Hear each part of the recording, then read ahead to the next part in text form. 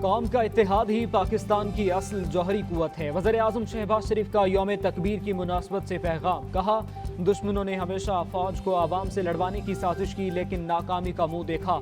हम आज़ाद हैं और आज़ाद ही रहेंगे। खुदमुख्तारी, कौमी वक़ार और दिफा हमें हर चीज़ से प्यारा है। मुल्क को बड़ी मुआशी ताकत बनाना तरजीहात में शामिल है। कानून नाफिज करने वाले इदारों के खिलाफ घिनौनी साजिश बेनकाब इंटेलिजेंस एजेंसीज ने ऑडियो ट्रेस कर ली। गुफ्तगू में पुलिस पर फायरिंग और रेप का इल्जाम लगाने की मनसूबाबंदी की जा रही थी। वज़ीर दाखिला राना सनाउल्लाह का इंकशाफ। कहा, वाक़यात को आलमी मीडिया पर उछालने की साजिश भी तैयार थी। गुमराह टोला अंजाम को पहुंच चुका।